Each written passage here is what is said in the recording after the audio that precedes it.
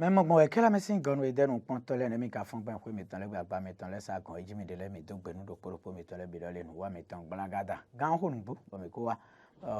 ebe te ni gbe o file be we ma ho me kan jia mi be podo jipo ba jipo mi ko ebe gbe tan mi do gbenu mi be pero le gbe tan vivandi o dede mo ne ko te jimi anu do to ho sian le nu gbe le wa ndo le vi mi tan le be we ma ho me o ganji wo no e be ro sun we jeji gudo do ho be mi na kendo ene unu mi o ali ali gbogbo si abo me kala vi pota bo ihe vi ali mo koton ti an aso hu ya so mo koton da lo me na fo ali so mo koton wa to gan do so gbeje lo ti me yo mi na kendo ene unu mi lo se me poje sin kan me do le ohu ta ken epo le lo bi be we ndi mo a che pa ka gbaje lo ti me mi na kendo ene o e kale yin o ka ti equity o le oba na blo do kuton sin to ho me yo a che kwa kendo ene de su do gesi sin apa hu mi na yi raho abilala si ojonono mi lonu yende wosi alinu oda avaku gbere na po na kendo o glenma unu mi o glenma mi ko tunole o glen si ama me gege mo nukun je no ete kono wa ani ka hin na gboru gbeto si o gbezame aji o enelewe mi na kendo nu wi no wa mi ton egbe ton me chele mi ka tunole kun yiro porun pelo no wale nkan ton ji o ya mi ton o toji nu e ko fi o mara wa je mo kure nu ko toji e lo su pa chon gbẹ̀ví gbẹ̀gbẹ̀lẹ̀gbẹ̀ o lodo sùn lọ́mẹ gbangban gbedegbede lọ́dọ̀ ní lọ́mọdé yín lọ o gan òwèrè pé irun bá gagbẹ yìí lọ ro gange mẹ ní gbẹjà ní màdé o anu nanu se gbedọ dandan gidọ mu dọ lodo sùn lọ́mẹ bọ mí gana tó gbé tọ́nà máa wà kúrò pẹ̀lú tọ́ gbẹlagada máa sún wọn tó dó ló gbá igbó mi fọ́n dédé nítorí àwọn àná dòdò yé dédé yọ e lọ́mẹ fọwọ́ mílẹ̀ mà gánà àwágé dòdò yé wà sẹ́nu mọ́ ìjẹ́rù bọ́ mẹ kpọ́ntọ́ dèmó ní ọ̀pọ̀ mílẹ̀ yọ tòdó tó yín wọn náà gbẹlagada yìí kúrò gẹ́gẹ́ mẹ yọ máa wú mẹ fọwọ́ yìí lọ́ mà gán ọ̀dọ́mọdọ́ jẹlẹ na bẹ yi omi kpɔntɔ do nigɛwɛ ni mɔsɔn tó mi do náà tó tó gbé náà máwu dɔnna ni nínú ọsàn tó kú tó sẹni mɔ edzɛ do numɔ eyin gbɔnɛ bɔ gán o bɔ mi nko wa eyin dɔ mɔ dɔ ekpo de tsanɛ ma dɛ gbé sɛmina sɛ do ekɔn kuto ginu mɔ enana. nugbo ɛ sɛmi asɛ de kɔnbran kpɔn do enana ye mɛ tele mɛ hɔn yɛ kan ne mɛ mina bɔnbran dɔ nu akila sɛ yarigo bɔrɔle ni kpla mɛ bɔnu mini tɔgɔji.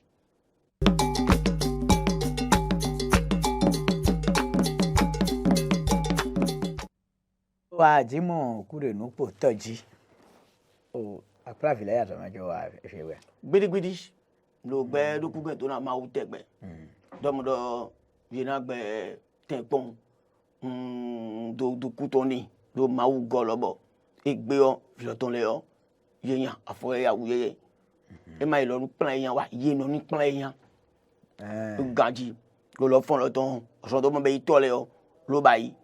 le mon ga be yi no ton e lo fun iton ba yi be lo na ko go na yi on plan yan se mo je bo file ya an boni ti fon mo ipon bo pe no mi ado lo ge lo ni gule ko arun o na ru e o yan yan de so e don plan alo fun plan je e o lo no ji no na plan yan gbangban gbedegbede kan o yo ka yin bon le fi lo le kan ti de ti aji ono batoran kan ji on ji o e be san san e yo no me gudo o plan yi o mo me me se no plan me to e jan han e kan hobie an me wa nen le ka jan yin bon e do ere o san de dion me ato le ha ibo na je on bo je gan gbe to bon fina le ko e to bo so o fi esin no ma tun le gbe lo asan de yin bon jan titi ngbe lo Victor Vino be huyo do propo no me beton do swali mo do wesun ta kan enu tin bo le agbon bo o videsin de we akekete eje no le be huito e enu di won wo yin bo mi na do kuna kulon pelo tonbo de go san din bo file be we afo eyo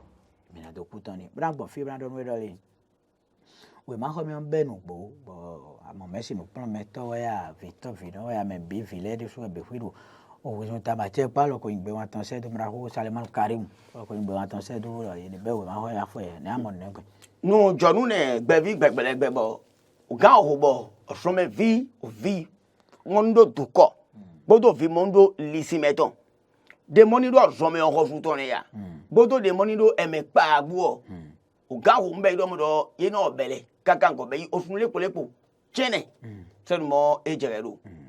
kana to ba yi sun lepo chene se mo ejere do o so po be o ye de me eyin do mo do jurokun goja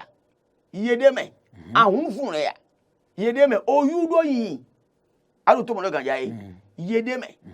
o yegere na jine o vi mi tole Bodo Messi nous prend mettre le beau caca de Victor Vinolo nous le dit yo. O ya gena jine le gaga na fun le ko chene de do beneto meto mene. Oh ozome onu mo beru o. E manyina e be inde nje gbeje gagbe bo mi do gbe ton to na. E che ipado mu nu mo wa ndo ga bo ozome o to be yi bi be to bo. E manyi do mu do o Messi nous prend mettre le yo wa tan do le yo ya jason do me ji keke de wa yo. Bon le bi be o. E be inde nje gbeje gagbe. Lo demoni apo idie. Bevi gbẹgbẹlẹgbẹ. Ndọ̀kúrú mi tó yìí. Demoni po ini bẹ idọmudọmudọ. Ọ̀sọ́mọlá ní ẹbẹ̀ dédé. Oh Messi le ọ ṣe wípé àdúrà yìí kọ̀ọ̀kan Messi le dáhùn. Tíra la ọkọ̀ tuntun. Àkọsíwélẹ̀. Kó ní ma dùn mẹ́pa àwẹ̀ wa. Dúró mẹ́pa ọ̀sánwé tán ọ̀sánwé mẹ́mẹ́díẹ̀ kù. Ẹnu náà wà ní bọ̀. Ọ̀sánwé tán ẹ màkà sábà pọ̀ pẹ̀lẹ́. Yìí mọ̀ ọ̀sánwé tún mà tó kẹ́nipa ẹ̀ mẹ́pa tó lẹ̀ jí wa ní. Àdúgbò bẹ̀rẹ̀ gàyà yìí. Ọkọ̀ tuntun lọ́lọ́lọ́lọ́. Echepe pado na wande bo Messi le ni ma do ko me gbe no do ja utu abe dom lo e o kwa mi to mo edu na fun mi no avance mo gbe na mi lo garaje teto amode ba ke wa lo so tro mi na gbe lo me mi na jo so fo kun waji amo yi dom le yen so me o nbe yi dom do Messi ni ma wa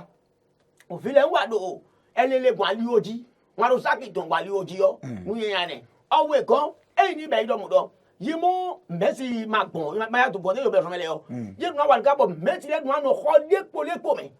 mi ma wa se na ase do mu do oso me woni e yo be dede e be se ka lepo dede yo e be se ka we dede yo oso me woni lo ho ni pe ma bon Messi to pele ka me wa e do ni yo oso me abe gajo amo o vile yina do sadi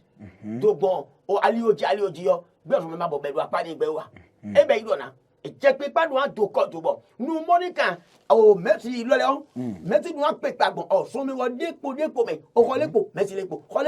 lepo kaka kali we ke nu mi le mi to ki do mu o so mi o e be do nu ganji an bonde ti fon se ni mo je do e ye be de mi le agbe di sa o je o yin mi ton agba mi ton un to gon side o hole me ganji do mu pe e be o so ton e o be se le e be ata ton Messi ga we to yin ya mi ni ga mi to mi le mbo mi to adora yi amolo kale je ki do mu anagbemo oho tata San Messi se ni mo je do Adimo okure nupo ado onu wo yaji o mi do fi nu to vile pro fi nu to obi nu na do nu we ndole we ma ho me nbe nu gbo ode e be gbon le yo eyon lo na timenu we do ado ahosu otan din ele do beto pa si aso me kwele lo ye to gbote e ma no mi o to je me o nti ma timenu we beto pa si aso me kwele te kono jero don o te nje fun amo invito vino le idon ye me roro we gbojo no to secretary le o nu e juro ye we no so Victor vino le do wana be juro ye we no kanu be versing be win wan do nu Victor vino eni le o e do ye de le alo fun yan e ma ojo to wa ile di ni amayalo no mo so do o so me we me pa do ojo wa ile li ni igbeto makai fini awon aso me ko to ma yin de ne amo go ye eni o fini gosi frem boy ahosu hwe o na do nu we do le ahosu hwe o Messi no wedo ahosu hwe no boy bo fi nu e no je we do le e no je bo Messi no pon meto aton no he hwa izin Messi no pon meto aton no he hwa izin e yo no te we Messi no pon meto oton we no se hwa izin da sira e no he o ho lepo tropo e be na Messi lepo ho we Messi lepo ho we chiko e no he adage jole da ya lo jije ni e ko jole e po jije we e o gba fi wule e no te wule gboro no te hwe mi dogudu waye meon le mo kaka bo Messi no pon meto ro po ge he hwa izin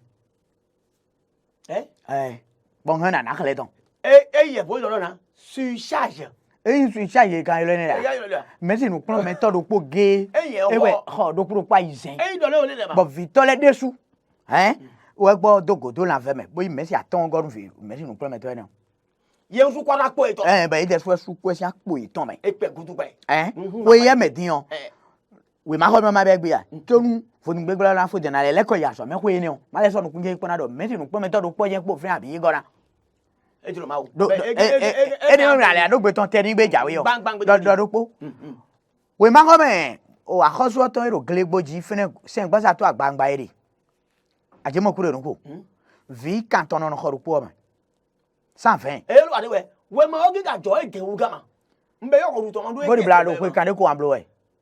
e ko di bla bla ko kare kwa blo e so utu do antiquité do me ko le ti ko mpo ka je tete o e ma to bi o no ti e do he beto canton no ho po sa do di e we ka bo ti po ji file na jingan ko to be so ignon ko me de mo ga yi ni meti nu ko me to abi meti kan de mo ile o e wuna we ma se to ho fun e o wuna ka be ti ko yin e wuna ka be ti ko yin ye so tun le awa gbon lo ya won nu eru jije ele kere eni o me na no mi le ro ko e lo me a point then o ka de ti wutun e frère amongun je wa nu edo mi de lo yo we ma ko me be ganji àmọ́ nuwe nu bono je do le yo no ganji we fo e mi bi o gboje o me yo fi ho we do yo a che paru na gba ho do fi ni gbangban gbedi fi me si we do yo e do le o aspirant le yo e do ye yo e do atembo mama e mo fi ne le bi hui be na so bo na je gambe ye kan su kwai be e blo vansi sale ai Francis sale o blo ne ti ba me o su ton bo do ba to bi o se le blo vansi be lo yi gbe me le gbe be mi ko yi akan iko yi die yo mi an bi aso da yo ji lo mi me bi hui me na bi a ke pa na yi bo me si nu pon me to le aso pe da so me le me yo bi hui je yi a o ki le bi pata o kan de hun to ne epo ko po fun le bo mi an ba to na hun nu eyin bo a che pe wa o mi blog nu bobo yin kan aso me hu ye me ton be nu bo àmọ́ no hodo nu le o mi ni male amoro pe e lo me o mra ho kali musa man ablo bila bo pe mi to pe we mi to kudo ayele de e do ko imo yo akendo ni le bi hu bo do de we yo ero yan do na do e ma ro yan do da gbo to yan do alama mu je do so me we o gbo ji dede e do kan me ne do bila lo be e o do so me wo po ma gba o de wura do nu aji mo pro nu vi obu via faton jege no iwe ma ho me fune yo edo na te ma do de fo si te ma kai edo na te ma oh gelebo ji no ka ni amodo ni de mo ni oporo yile lo wa aya ja gada go to me do yete de yo so me wo de mo e ma do pa kan wa gudun to gagale apa samba de mo do alo mo le go lu nu voire beno bele o you know le kun ke mo so me wo yo ọ̀sọ̀ mẹ́wé ọ̀dọ́ àjàgbó odò fẹ̀tọ̀ àjàgbó délé lọ́rọ̀ òbílẹ̀ máa dọ̀nù kóòtù àti ọ̀run pàdé. tó fẹ̀tọ̀ àjàgbó ọ̀dọ́ bó wá o àjàgbó tó bẹ̀ ṣe ká mẹ́fì náà àtọ̀ mẹ́wé ẹ̀yìn o tó kọ́ tán ẹ̀ fẹ́nẹ́ kpọ́dọ̀ lẹ́sìmẹ́tọ̀ kpọ́ ẹ̀rọ pọ̀ yẹ́mẹ̀dọ̀ kpọ́dọ̀ pàkàn yẹ́mẹ̀dọ̀ mọ̀ wàlẹ́ àmọ́ èdè bọ̀ dé lẹ́yìn adé mẹ́yọ o fi eso aso me we don we ndi to bedo to me se ka me fine so do yo o beto de ande si fine pa so me we ora mo te to me bo na yi ganji le yo ye de bi sin abo me le gba pe da so me we o ai le gba pe do le fi na mi o to po la gbo me ka vi to ni fi ya so mi do yo mi amo we mi o mo fi o we o mi he mi na go jo sin fi mi de o amo mi e ko fi ne bo fi mi ton mi ka fine yo be ya lo so me o e ja so me we ba de mi sin fi mi ayi yo mi do am fi o we tu na go fine ene le bi e fine di o jan hold on mi gboro li tisi ni le me ge di ado ba bi ko jo wa do de mi do na to pe to che gba lo so me be ngba mo ko mo do mi le gede le o ye ni wo so gbon ko loji se ni mo je do we ge nu mi to ki lo so me o e be do ganja bo le de fo do mi do so me ton wa mi gba lo o kan o mo na ba do bo nu photo ni to tando owe ma o me tin apawe o mi ro ibe kan bo mi do mi mo se mo ejeru mi to pe to na me tin do me tin na ile ku to takun na gbo na yan ko na ji yo le vile rule yan ko ji mi ka se ko mo mi to le gbo mi le gbo do na do na ni to je ngbeje kan gbegbe gbegbe ko le foje na yan ko le foje na you know ma do le ati mo kure nu ponu bla no we ibe yi e mi daro ho su e boro no ma yan I don version do le nde fo e be de fo no ko le fine bo de mi daro le yan sin ali ego sin pota why have you gbon ko to bo tin bo kevie le wa le so mo ko to gbon eyan ate pa gbe ro mi ko si yo ẹ̀jẹ̀ pípa gbẹ ọgbẹ́ ẹgbẹ́ dandan àjẹ́ pípa gbẹ ọgbẹ́ ẹgbẹ́ dandan tarun lóhùn ṣe ìdámọ̀ràn ẹ̀ ìfẹ́ tó ìdọ̀rùn èèbò máa fúrọ̀ òtàrùn kú dámọ̀ràn ò pèlè pọ́n. ṣe láwọn rẹ̀ ẹ̀yìn bá ti hàn ọ̀nà rádọ̀ ni àti àìsàn ọ̀pọ̀ tó fún ọ̀gbẹ́ ọ̀pọ̀ wúlú wẹ̀rẹ̀ mi. ẹ̀yin bẹ̀ yìí sẹ́lí lọ rénové sẹ́lí rénové do matin ere ro bede ma te ajimo kúrò ní mo toji lo ju pa pa jojo kia fo gbe ko dai do kia gbe be kana nde na na fun ayiso bi na fa gbonado jo ja wa lo mele ali lo ko ko de mo mele do lo ko do mu do ebo ma fun ma do nda po de wa je na do ali olo be ga to nko ro me mi do le hu mi mo e me papara mo mi hu do ali ogeji ali o mo ni be kra bi pota wedo eme mo mi do hu eji kaka o iwu ga bo wa dogoro mi wo me mi do po ga to abe do ali olo ma jo wa ebo ma fu helu na mi tite ngbe sanu mo je eru eyin do mu do mi ma do nu pa ke wa o mi le be do gbe de mo mi le mu do lo ele lo wa mi le ti ene ke pare su do re to ka pa do de e do mu do ali ko de mo mi ba ige ebo ma fu do to gabe ma se wa esa ijo gbe nde me le me ti ayi so gbe àwọn ti me na igbon fun gbe de e je pipa do mu do o gbo ma mo mi do lo na anjo be ya li oge mu abe ya li oge gbon lo ko mo mi do ali olo ma ni abe yi ni wa je pa do ka do mu lo o de tu na o se pave do gudro cheche ya na se pave do gudro cheche gbon eye che pa do mu do ege lo ma kan igbon ni be wa idi sende mo je elu eti ja do ebo mafu aloru ka kun e me pepe na mu awura ni oge jiwe eyin mi do ege ni kwa so di we lo ai prime le tun kuto mewa ogbo pepe lo bo nwa be do abe kaka de lo do ali olo ma ofo we che pa to mu je to go wa che pa do mu do orson de mo mo le yi o do ani ba yi do ni lo ne gwa to abe che titu ya mi e ma do pa vete ro gutun che ti o do wa lo agbeya gbo me kala bi agbeya gbo ka pe ta bi do bra ni e dra gbo kala bi yo ebe o pe ro jando o se ngba sa o de e o lo de we e lo be lo pe ta lo ma gba ni o lo e ji wa de ta lo mo gba le ge o awu gido mu lo ye do no temo na emele na lo ganga do gba do we do ayi me ne o lojuma so gba we do ayi ye na gbon na do apo orun wole lo fun fina gbon bon e ka do na gbon lo so ko me na gbon be do ya o no ti wa de gosi o de to ga gosi o ku tonu yo bo je kuja fina je kan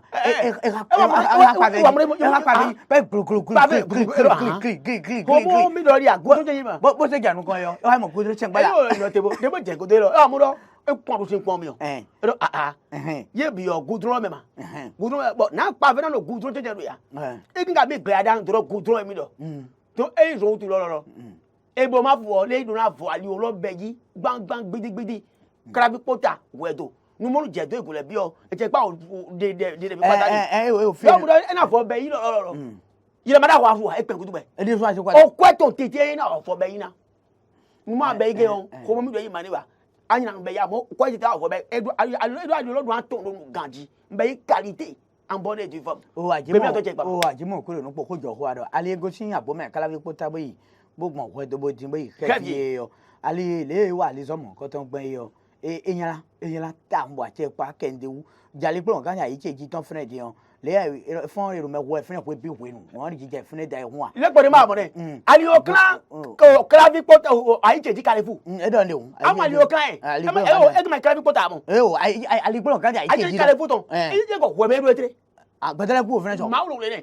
o kalefu lo ma jo we nu mo e bo ma be kalefu do kalefu lo nyato ode kalefu ka nyato wo ayi me ma gilo kalefu do oruwa ambe an we nda po mi o gba ma odo eji wa un be do me de ho efu ka je lo be ma gilo kalefu ye ka wo ofurufa furufa no po lo mi ki o keke gbo moto gbo enu aja po wo agolo gbadere ma tin lo egbeto ma li oge o kalefu ke we o c'est trop nu ko le bi pata eye chepa edi lo gbada ye chepa ni mo to lo ebo ma fu e kode mo lo kwa ipo do ali oge goro mi abe igbon ni lo eyin ma ni abe igbon wa aregba eyin tarun do ohun se do ni o o gbegbe mi adoni o ajimo kúrò nu po na kan bi oro de na fo ale oblo ti e o ina de pe ro de leja bi na gba ale obi won afo be sin to ya egelo mi akati egelo mi akati lo mo lo pe e na gba bile popo ta de to le na ogoje ya ji pele ji we ka ji ya be bro nda pe nu yo lo Romu. Lo kare jiro amu yimu pa be gen le lo. Je dun ade se bi complet. Ma do se gbada do. To se pada ofin le buya wan gbede.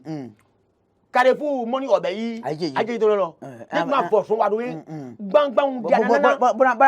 wa ka lo ran pon. Lo ran pon. Dia na pon. N be le je lo, ye ti lo ali otidi e. Amunu mo ye bayi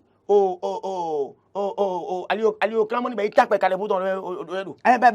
Ganji. Amunu ganji bo. Amunu enya gambe ro point. Aja agiro mo ye wa do geto.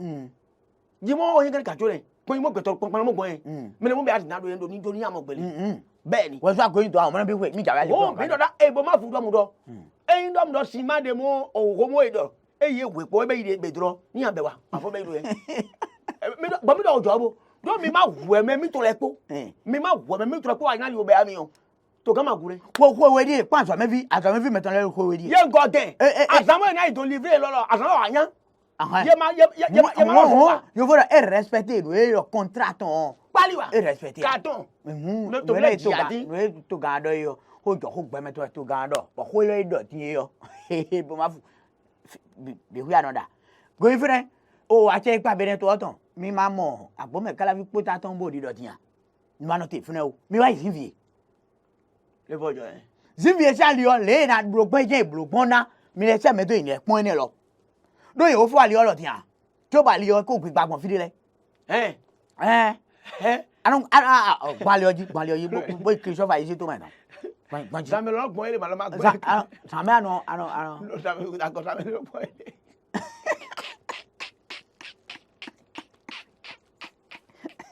Awo ya tu ya. Ada ta la gbọ́n ye. Lọ ma ya o le ga. Yo agbo Sami. Kaname. Mo ta ko di do. Kaname ma na gbọ́n. Kanado nko. Kaname. E lo no se mẹrẹsẹ tó ní àlè lọ n tó gbọ́n yẹn lọ́mọ yàwó tó mọ̀ tó lọ́lẹ̀. ẹ bẹ fi àná yìí. Di mo lo yàn lọ yàrá kan. Má jifu gan náà yẹ. Ẹ̀wọ̀ tó bọ̀ jifu gan ló yàn lọ. Ló kàn yà jifu tẹ. Bó ma fò ìwé tó sì mèdè lẹ́yìn èdè rẹ̀ mi gbọ́ ìfínẹ́ ọyìn mi gbọ̀n mi ìṣẹ́ tó ṣàlẹ̀ ọmọ ìṣọ̀mọ̀ káàbọ̀ ṣe jẹ tẹnu mo gbọ́n ṣe jẹ tẹnu bó kárò tán bó àtọ̀ bá tán bọ̀ ṣẹ́ pílàkì tán bó jẹ fífi ìwé tó sì mèdè ọmọ amọ̀nùkún jẹnu o àlejò ìwà ìdí sí pé mọ̀ pàdé ìbàlẹ̀ ọmọ náà fò gbére ayọ̀ mi amọ̀nùkún jẹ wá ṣe ìpa mi gbọ̀n fúnẹ́ bó pàgbé tán tó gan Patrice Atana gẹ́mu ta lọ́nu ń sẹ́ èdè gbọ́dọ̀ kò tó nu àṣọ pé mọ̀ nǹkan tán bọ̀ lé yẹ́rọ tó fi lẹ́nu wá gbọ́n yẹ́rọ tó ọ̀nu wá gbọ́n yọ èrò nu kẹ̀tẹ̀ wọ́ gbọ́n yọ ẹ sọ pé bọ̀ mi pàgbé tán mi àṣẹ ìpa ó wà jẹ́mọ̀ kúrò níbo mi àgbẹ̀ ń fẹ́nẹ́ ó ebo má fò họ́ ọ́ ní mi dọ́ni ó àsànfìyé mi tó gbòdò wáyé lẹ́mẹ́ tó fi lẹ́ka gbàjẹ́ lọ́lẹ̀ kúlẹ́jẹ̀ kúta yẹn kẹ́mbẹ́jì. ẹ yé lọ ni. àti mọ́ yìí. Ganjiba. Tí wọ́n ṣe pa gbẹ̀yìn wọ́n lé ní pọ́kùn ìmọ̀ ní àmọ̀ pé. Tòví dọ̀ o ẹ̀jẹ̀ gbàngbẹ́. Àti mọ́tò Ganji. Tòví dọ̀ o ẹ̀jẹ̀ pípa ngbẹ́. Ẹ kó tẹ́ àdùnnádọ̀. Ebe lọ na tòví lẹ ọ. Yéé wà wọ́n ẹ̀jẹ̀ ìpàdé gbẹ́gẹ́ ọ. Akpọ̀ gàjà gírọ́ mi lọ tó bàrà nù kága dọ̀rọ̀ mi lọ pé yéé lóyún bẹ́ẹ̀ gbòǹgbòǹgbò ní ìyá.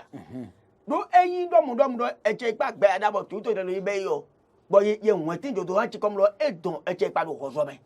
gbɛtse kpa mo gãtso tó yóò kɛntɛ wa bɛyɔ dan o sen de mo etse kpa dɔrɔ gbɛ lɔ fuma do o sen lɔ di koto jɛ wa eyi tɔ nɛ lukamɔlɔ de mo nua yi gbɔnɔ do sɔnna wa yi le gbɔn yɛ do numuna bɛ do ewu mana do ani kama do mɛ ɛdo kɔlɔ bɛ do ni o e n'a sɔn bɛ ewu to do nukɔ wa wɔ n'a gba mɛ ewu n'a gba mɛ bɔn demo yi ka to ne dɔn mɛ n'a do agbotu dɔmudo yi n'a bɛ o kɔdɔn o ewu ta do sɛmɛ kpɔdzi lɔ ekpɛ kutu pɛ lomɔdɔ numu yese to yele bɔ kpoto to ba kuma numu tɛ kpa wa se te kakakaka to amɔdɔ mɛ ye o nuni ma yi gbɔn ni wa mɛ mɔ to fi to nu fun nɛ ne de kɔn to mɛ o numu sɔn to na to do lɔmɔlɔmɔlɔ ye nu a gba jigbe do ye ba do wa ye ne to dɔ ni o e ma ka no to ba kuma bɛ to ase. e ba to kpɔnna wa. gbangban kutukuti donc demo yi dɔ tete mele de mi se tòbí mo ní ọ̀dọ̀ ọ̀bọ̀ mi ọ̀ àdókò àgbẹ́dẹ́lẹ̀ mi kò wá dọ̀ ṣẹ́dọ́mọ́ ní gbàmẹ́ ìkànnì ọ̀dọ̀ yẹlẹ̀ kúnlẹ̀ kọ̀ sí. àmọ́ mi jẹ́ gòtò náà tàun ń yinú títọ́ yìí tsọ kpọ́nà mo ní nọ́nà nù ẹ́ lẹ̀ ọ́ yẹ́nì nù ẹ́ dọ̀ ẹ̀kẹ́lẹ́ gbó sàmẹ́ gbó ń bẹ̀ dọ̀ yẹ mú ẹ̀mẹ́dẹ̀ jáde máa dẹ́ yẹn dọ̀lọ́ ẹ̀jì wẹ́gẹ́ ló mẹ́ ní ìgbẹ́ ọ́ ẹ lọ́dún gidọ́mùdọ́mùdọ́ yẹ jẹ́ sẹ́mẹ́ nẹ mẹ́mú kàní jẹ́ ọ̀hún sẹ́mẹ́ yọ. ayi dan sa sẹ́mẹ́ de. agidọ́ nu mẹ́ jẹ́ àjẹ́ ẹ yà jẹ́ mẹ́ pàṣẹ sẹ́mẹ́ pọ̀tẹ́ àmọ́ àjẹ́ ọ̀hún sẹ́mẹ́ mẹ́ nu mẹ́ jẹ́ àjẹ́ bọ̀ an ki ọdún rẹ ọdún tó ṣe à ń jẹ mẹ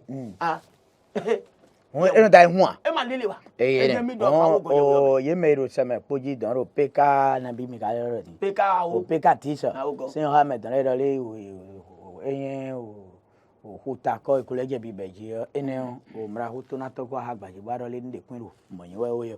me kendo ene onu mi ajimo kure no ko quartier culturel e ramblora kuton de ba mo ko ton kuton to wa me yo ni amogben ndagbe we yan bi mi ni o yan ba de kenge lo ndagbe wa ni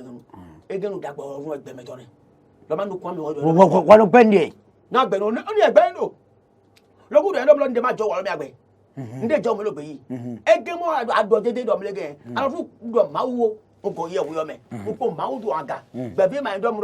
ama bi o le gba me wa nbe do ma wo mi ale alu pon ojo do mi lo gbe ye ma kan yi gbe nege ya melado kan o nu mo ina ba do bo nu ye do to mi ton nu do kan mi to le to nyanu ko bene to do gbe e o kon dego na nu ye do hoga do kan o ye gba o to o abi o strata abi o ko ma to ma mi do e kati o kejire lo ye gba nu mo do de ke ti lo mo da ya do ho da o le pa bi pa kan da o le po no te nbe do je nya lo te ke mi lo nu ye do tin le kele ye na mo wọ́n tó mẹ́nu mi tó lọ sí apá wẹ́nẹ̀ yá onumọ yẹ de gẹ́gẹ́ bí wọ́n èyí ò ti pípa tẹ́mẹ́tẹ́mẹ́ demoni dọ̀kọ́ de ne yá èyí ò kọ́ntọ́n nu kúmi tó ekele bí pátá nìyẹn nukele pátá nù tẹ̀lé yé kẹ́hìn yé ń kọ́ abẹ́ inú onudo yìí lọ sẹ́ẹ̀mí gbọ́dọ̀ numọ dọ̀ yìí lọ ọ̀ tẹ̀sán nkọ̀ gbẹ́ nkọ̀ èyí nẹ̀ ń bọ́yá ọ̀ tẹ̀sán kí lọ yìí náà àpé kaná jì ń tó àyè wà lẹ́yìn kọ́ná tó àbẹ́ kàtí kùtìrẹ́ kùtọ̀ ọ̀nà màdé yọ eke yẹn wà mọ̀ dọ́rọ̀ wa ẹ̀yìn yẹn dẹ́ni ní ìgbẹ́gẹ́ tó hàn ági dọ́mudọ́mudọ́ wa ní ìgbẹ́ yọ lé nu jọ̀rú nìbọ̀ yé nu gbàgbé tó náà gànjì bọ̀ ndo jengbe gangbo e ndo mu do je mo che pa do dede do yan no se do ne ko do melete de mo wa mete ai e ma mi wa to ai amo ha so do mo alabi do mi atogbe to ni amo de ai ba ma tro yan so loji ayon haju ah oko do melete ma yin wi wa melete mi na do wi ba pon fu vonu to etie le ya che le jan wa to wi o le jan wa e po si do do lo mo kan no do ma lo yi han lu le bulo e ma dai won akuro poro to wege nu mi wa ki do mu nu mo jan e na yi bone bo mi to gbe to jagba lo e do ni ibe yo gbe mi ke mi do mu do aya mo ni be nu e to to e gbero ay ameni na de mo be yi yan live fair mo ki do nu mo yan na be du ne mi mo ase wo le fo wa je go dura no do gbe do to je pa blen to me la wo li free o le an gbo yi e lo si nu pa mi se gele we ka to de to nge o agido mo to kan jan ni do e me lo to kan a gbaji wa do wo le bi do àwọn do kan yayi eyi ne do ke to do gbe do to e je pa be ne to ajimo kure no po ko jo ho gbe metan wa ado o yene te pon lo blo no jo tan no to fi lebi borun nlebe ni jehun be bo jagan be do ho do meleten yin wiwa meleten a ho ya do me te pa mi do yo ni blodeji bonu do ko yin ehun di da tete me be ne to tan le e o fi ehan ina so onuya to be ne to tan so sure yo mi blobonu ni sopo wo mo ni ma no ku tan to me kere o me te po pon to ho ipole lo bo se pepe do to ho ni le me o ira wa dagbe ni be ne to me ton ajimo kuro no pe ni ro din to yin we ne o mechile mi onu wa mi ton to ho igbe ton mi lo fi vorun wa na mi to gbe run do po mi tole bando mi lole doge si je mi na yi doge si bo mi wa gba sabuna ye o baba bilala o sogbo vodun baba gri nko yen dagba sogbo vodun gbagba gri wọ́n do pele gidi ne mo sogbo vodun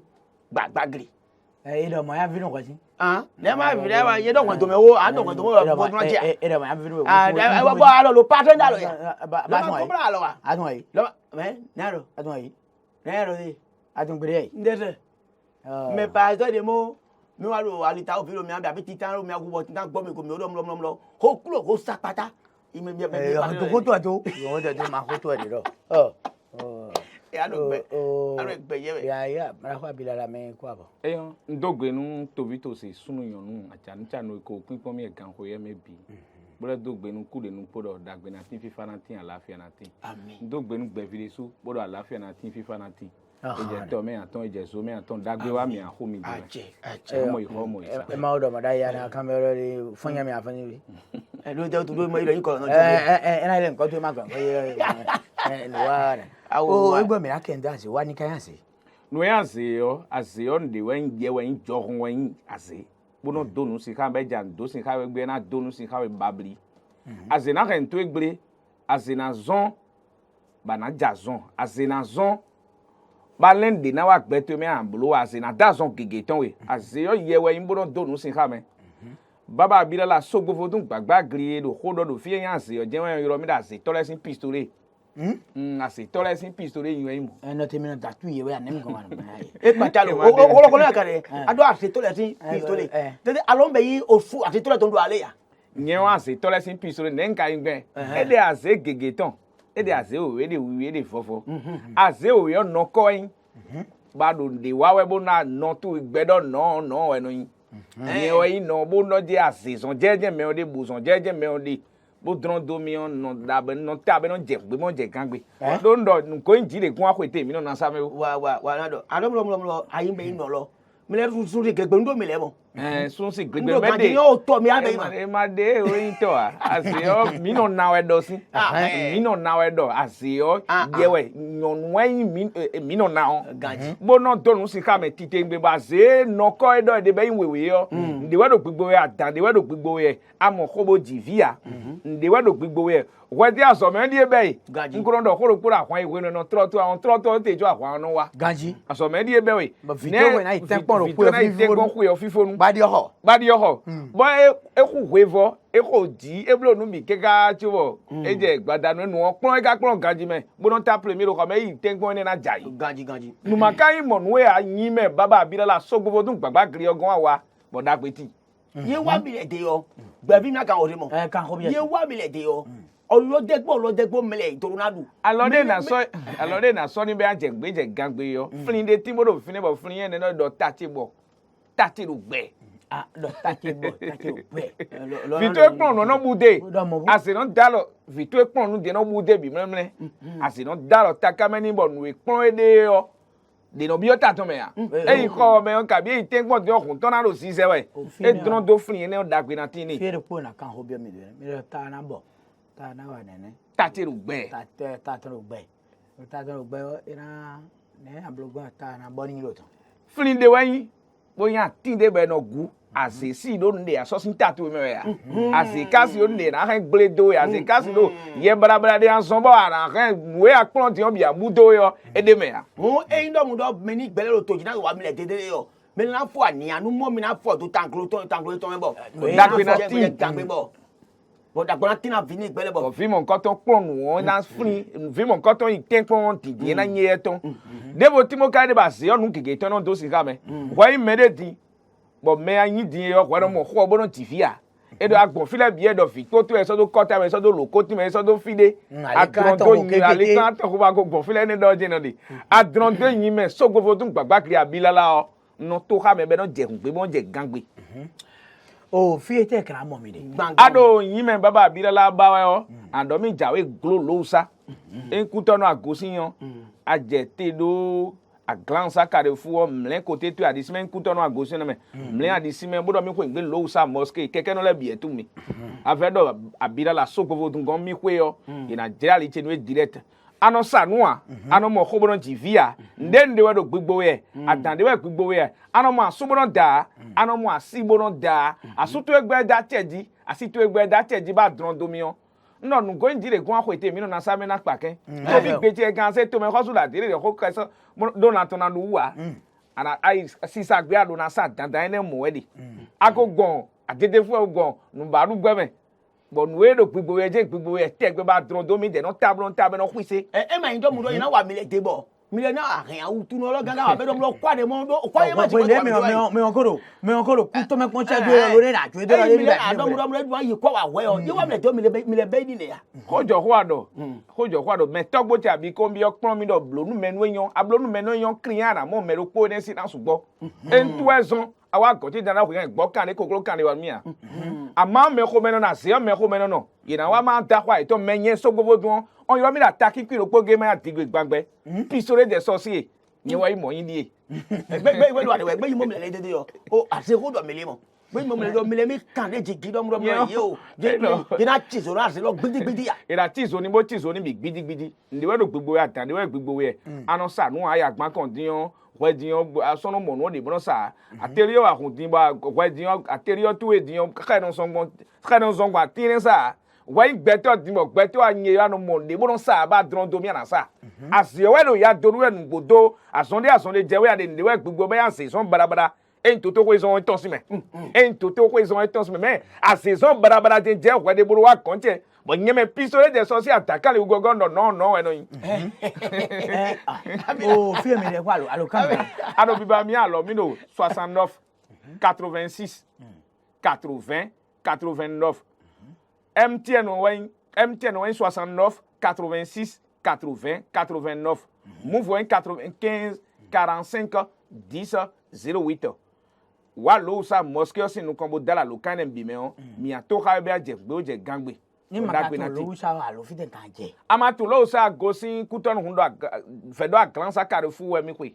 aja grand sa Carrefour wo mle ko gba sa bodo lo sa mosque na je Carrefour lopo Carrefour ro Carrefour soji mle ko tete a je Carrefour soji amo panu ko jero Carrefour ji we mle Carrefour ne bo wa nu kon pe de anamo mosque pe vi lokoro fine bo terrain pe vi da paton be no ko balonde aje fine bodo abirala yo po pe ti jan pla wa ko jegbe nde we do gbogbo we ina gbeje gbesan to epon ina don we do gbigbo we si ji kaka wa do yan gbeje gbesan to epon adron domion ina to ka bi anje gbo je gangbe mi tere de ni leton ti mo mi so do gbanjo ki me bodo alogon to wi to se aja ncha kenu kun lebi we but nde bo do gbigbo we ina gbeje gbesan to epon fi de bo ade yo dala lo kan ti 69 86 80 89 me adala lo kan ne me na to ka bi anje gbo je gangbe numéro we ne lebi e ka WhatsApp ji 95 45 10 08 heures WhatsApp dit 69 86 80 89 heures sur le WhatsApp dit a surtout egbe da teji a surtout egbe da teji a dron domion minato be na je gbebo je gangbe a se dan ho gon file a ko se dan ho be do dan je ku gon agbe me wa dagbe na wa nu pe dan je ku gon agbe me wa dagbe na wa nu pe ba de ko mo fo sa asa fo kon to bi asa fo gon ali clan to ho bi eno saka kaka be amara meje o fo le me ale sai lo ti aji ajimo ko ngo edo ga bo ka potable assembly o kare ba se dan ho gon file a se dan ho gon di si ami obi bonu e do gbigbo we je gbigbo we adron domion mi na ba dura bo pon en daje asan ko agbe meje mo bro do alwa lo mede su tonzon but down no honu me wa lo mede su tonzon but ndagbe ya na moyo na mo dagbe wa nde we do gbigbo we asan de je we ade mi de ade de tontin bonu e do nu gba tenwin le win oh ena kene e wa ano ni ba lo kan je bo yimo ale anfa lo kan na bo yimo ale do gesi na mi tuta na ko mi do yime do gbo yo e wa en mo mi do le bi o mi na ti asini alo kan te ba de kun kuku 69 86 80 89 numéro de WhatsApp dit Move 95 45 10 08 MTN 69 86 80 89 adala lo kan ne wa lo sa mosque yo sinu kan anamu baba abira la so gbofo dun gbagba kiri pe to obije egbe ton so gbofo dun gbagba kiri me la ko abilala lo fun ne do peche lo yen so ka le attacking pe bi yo so de me no bi eso e me do le ajimo ko no bo so egbe ton so mo me o me la ko yarigo dalo me borun me na yinu yen de fochi dandan mi leko wa no yen de fochi an pa kwero e ho member mi na kerun do glenma o kan ton gboran ru glenma me ajimo ko no asagada me we lo wa ya ajiwa ni le anu ti ha gbon ye mo to mo bo de lu glenma bolo na ku le ayi ga ji to ko e aloji asagada me o bo de lu glenma kan to gbo ma lu kekele awo o da ba ku gbere da po ami ku abo anko lo to ko do pro mi tele do agbasa nemi gare we mi do gli o vile be o ma ho nga ye e onde so we do ne ame abi cambio ta va ku do mejile le vile be we ma o me ganja ko le fo bi ajimo ku lo ta glo me we blo do ye fo ti wa san mi ro gbaja e o ro le fi to le do e to ho gbere ya de ya Toto yeso e toto. Ndo po mi no blo wendo ide jiro to mo. E ko jiro toto ko po jije ma ba ni so ba no jiro do. Oni be pa mo. Ndara wa vaccination. Ebe ah ma ni ma no. Ebe palu No ba. Palu lo. O gbe o fi ama. De façon vacuale. No na we dey suit ate mo ele be ho do e. Kere go go he bo asa bo wa bu da ma me. Amo na Ko tu era do bi pe bi no ko do bi ya no mo e. Ai ko di da ni be yi e. O gete me friend. O gbo no le no. O grema. Ko du bo e gbe mi na kendo no po be no yoro do gle. Gle o. Gli we do edi. Gli. A do gli. Do edi bo do gli, bo do gle. Nendo ai hwedele gbero. To ho mi to ero ku do pedele me. Kita ko bi tole. Ho dele no ho. Bo e ho e no do iwo kaka je fi na je o. Bo e no ho ido gbere a e we so me do adomu do doro mu a do gle. Ya do ku mo ani no kle. Adogle. Adom do mamu. E mo do doro mu a. Fi le yi ko go se kaka cho wa. Bo mi wa mo atesi seto bo du we. Be le wa da gbere mi down. We gbe o. Da ma ton no do fuma. O epe o nukun lo fun de mo iduro amere te gbebe ya he ke me glen mane O glen de do fi le bo mi lo mi mo e o. Atonji mo e de. E de glen de mi kuro mi mo clean flen de o. E de devu be no o glen ni o no yoro kanton gbo si glen. Ama ton gbon vo. Ganji. de mo gbo ma bu wa lo E wo lo gbon do lo ni wa. Kami. E de glen devu be no yoro hovi glen. Amo don do vo ton e de. Do kuro po do aso ton bo wa. Me lo je mi ja kendo. E yala mi se de ko. Mais c'est de là comme ma glen. E mi ponta ton mi na mo bo e tron nu kwa don de. Bo ene o me ya ma no agbade bo no klo. Ndu da huru po. Bo e no so. Me de le da ye ya simple ton. Nous le ten ni. Nu de amo ahon me fine ni. we lo E nu we de do me e lo ti ton. E o tin ton ba yo ya ma. Ke ko chi bo no anya ma. We ya ma. Mo e no be no se. Be no da so ton bo mi no du. E no so. E no le da ye ya ton. Me da bo duo no e wa no e de e ton. E blo agbaza me do no e de te passer. me mo da glen lo ndu ya E wa ma ni Amaro, ma tin ton mo. Bo duo. E tin ton fo ton mo ya asen. E do bo do vio. E ne nu bi be duo vitamine no kwede. Bo o festival nde je na e horin dandan. E jo festival to edo. Jo festival to edo mi na du clement. Po nu kon se e ipon ho se ton nu vi do gbe bi e na so gbe ho se ton me. E po mo kaka je ti. E do edu e da clement. Be du egbe. Be le da nde vo so. Be du be le wa da clement azan ton gbe mo be du. E do e da du plele do e mi de ya me. Choi. Ai pon ho se ton e na wi bu na yun no fi edu mo do won ti o na do me ho ngo nu e be ho de bo du aso e no wa ni no method po de e mi go ti fine e no se si se ne de no se no so do do e do me we no so do do no do mi do si go mo do le ma nse fe ni egbe na e no no clean de we no in boro so do me de le no di gakpe de de no we boro ka ti koki amo ko no lo no vende we Baba e dale o e no kusin ganji. Bonu akaduo. Do to mi to me fio bi da so gbonu mi de mi ka tun awe me. No mi do le do po da so gbonu mi. No mi ka no duo we. E we se no e no do sous alimentation me ndu echo ele go ho e. No edu e de o e so gbe do ho se tan wa e so be do mo ti we. E me no du glen. Be da bo e won mi fofo mi ton pe de. Be suna. E na boblo takinja yan la me. Bo edu. Tunu me ne na da yi ba so yan so. Bono gwa no me bo ero nyafo no nyawa Kakam. Ero le don cancer ero kwa cheni piti no ele dia do ndu ba do kan on du e o no aro glen mi ton do pole o du e o no e hwero aro biblo ra gbasa to ma si ton we do acide de no pole la mi ton me le o e ero neutraliser e no wa chen bi donc no e yo fo yoro do désintoxication ero de hon po no acide le bon acide le bi no fa bono kusu normal o le de na ro fine bona ro bada yon de na wa vu affaire dudu e no blow consido mi blow hundo wetin azo e clean wa mi tam to ndo shisha tone ado si so ton bon lọ́dún kò lè pọn kàrí tó mẹ́dìlẹ̀ tí bọ̀ ògìlẹ̀hún ń vẹ́ yìí ló hẹ́nu ètò mẹ́ ló tó mọ́dọ́ gànjì mọ́ bọ̀ nínú ìgbẹ́ gàdúrà yìí wà yìí kan ní dọ́mùdọ́mùdọ́ ògìlẹ̀ má vẹ́ mi ní ògìlẹ̀ vẹ́ mi ní yìí kàn kan ya mẹ́tọ́ lọ́dọ̀ wà ńlọ ní o ńlọ gbọ̀ àwùjọ mú kàdá yìí àjàlẹ́ lọ́kàn ògìlẹ̀ má lọ́ àmọ̀ wẹ́n àwùjọ tó gbọ̀ yìí kan bẹ́ yìí lónìí kó kàrí dín kùtù lọ́dún àkàrí. ajimo ku de nupo tí hun tó ere ní ho kan do èyí ni bẹ́yìí. nu de do gbẹmẹ fi bọ dudu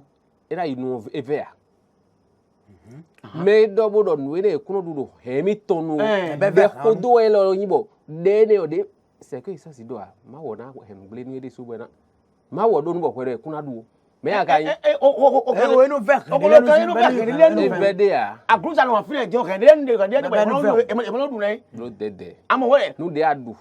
be wuri ho be nu ya lo e wa nde lo la to me do e we ve nu de ve ye fidia mi jẹ́ tó ní o. de do ade yo ko do ade on ton nu zedo nu ji mi ton lewe su po bo mi do henu nu le fe mi de do sinon de fe here nu me de pon bo me ne nu ene we du dai ben kuni do hene nu e we so be do ke o mi no du he mi ton nu mi na se ko ta ni o do fo bona ke ndeji bona ke ndeji do ko kam yo. o we go there e pro e ndo mi go si fine o nu de we glen no sodo lonu adoro po diyan ta eno kan we bonu ava eno dokun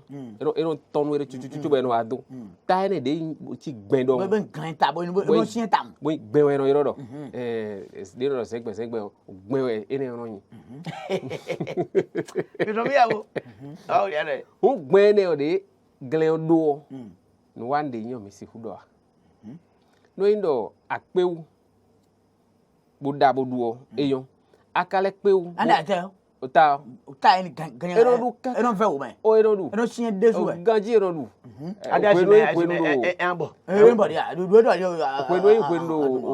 o eto jimi ntun abo ho ve eze ndo to me fi no de fe nu a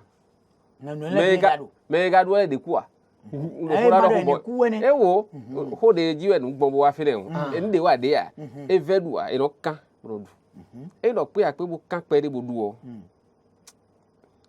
era nyana di ame era nyana te kan no ado no wa we o ero do dodon dodon e we no do ero adomu adogrin mamu dodon na do e ndo eli kakabo ero akanta ene bo me onu du pede o e wande o era no jijan no ero do no wa ero yo ame e be e wande era monuto to ando ta no e wa de o bina no do ta azo no wale dileni mi ko si fine o kande do tuto no glen ero chure na so ero nyika kan ene me yi nurugbo chuburo na ma ba ma no da iburo ho do buro na si so do kan ene o ndo hwiri fidi mi ma o do fia kanji asi mi ton lero ko iton legbe ko mi ton legbe don ara so me di gbara so me nya de ode nto ko yo nu kun ton me keka bo de na blugbon bo bo na we ko na pe yo da fo gbe da si tu e do kan to e ko kan to ho tegbe bo ine we da ye ton be de bu de te de bo ro fide na wa bona blo bo e mo kan mi na le mo dai da clean si ahun me pe de bo nu ehun yon no si asa me le yo e na su we do po da che ja yo we o glen ono do kan do kan le do ton le den kan ene o podo o glen si amai mi da bo da yo homeda ganji na cha o ile a bonu e cha e yo ya shundo o so dede fi mi de fi yo mi si da hobi na e ba ba to na ene ye ya do baby ya do ene ba ye ma wa ne mere na gun ba do mo e nu je me e kwa do ene o ehun don asa me ona subo nu era sai lo me tona le bi oho me e da nu kun to si mo awe be mo na bi o me e ma ti na chi wa era ki ja e bi o ko me do ano gbo same ado ago same ado audo same gbo yo ai so kan le ma gbon ke same ado me ya no mo igbe be ron do ke o o mera ko che so po gan ho ya bi ya no wa support di a mesi gujoka ya iso de la iso preche bi no intanda e o gbe to ida yele se da si to wo e an pe asi ogbon dan aha e be bi we so bo mi le bi hwe nu gba egbe e nu ba nu bi ya aha nu da do abakun noni e so gbenu elo ni noni e so gbenu ni elo noni eyin le fo de go anana takun dagboro ni je ni kan ya no ai gbeto ma mo kwa ajimo egbe ton so ahumo gan ho bo eyin na takun dagboro le bo takura gboro po gan ho de so ajeji a bebi ni ando mondo ama gbo eyin na takun dagboro le bo o gan ko ho mi ayi o ya cheru mi mekile mi ba gbo fibra to gbenu o sule okun ye me de ye dia to so le wa ni to gbenu ye se do wole ni kudo o wa àwọn gbo fibra to gbenu ten mo se ra fen e lo asi to e ma ye me wo le pre da si to hui ye mo wole ni pe do asi to wo je to pe to aye lo okwanu ye wa lo lousa do glo lousa do etre yo ye mo wole le lousa kan dan seulement e je lo mi to pe to ami e mi gbedu si to di do ni o si to lo re inu kutu re fun no do ami lo ma de epo wa le ma do di epo e gan o ye do anu kutu re fun do na mi lo mo ni kule o me wole ndo ye ma yan ni wa yo poro mi de seulement e je gbedu ye ga we mo mo mi wa le na be de je go je gan gabi na o ajimo kuro ngo so tanu wa gbe don e an je ni e yan na gbe lo su takun lo asu takun gbangban gbe de seulement e je bo mi na ofo gbe do na Victor Vino mo ni be so me do mo fi ne be so gbe Victor na ye ni kudo takun da gbo fi nu le ku takun ma wu ye sisen o ina no yeji bo ye wele da wa chon to ye bo ye fo we lo bodo ofo ye awuye egbo ka gbo to gbe na uwe lo agenu le do so afaka me kuno gan jo wa mo do na ni kudo so to gbe na gbo do ma de gbe na se no mo je do fun gome so afaka me de ma wu na pon ile egbe to e ma do na wu gan ni wa akila se yarigu e lo no homology bo matin to se no godo fon to ba mi do ganji bo mo de so wure pon ji e lo la ba yi do no mo ni ba te wi mi to tete me mo je do bo yi do ma wo do mi cho kaka je azamoni be yi o ti bi gbe o satire gbe o mi wa ile pan ko mi lo so bodo gbagada le fo gbo ganja bo de do from send mo e je do wa yi bo wa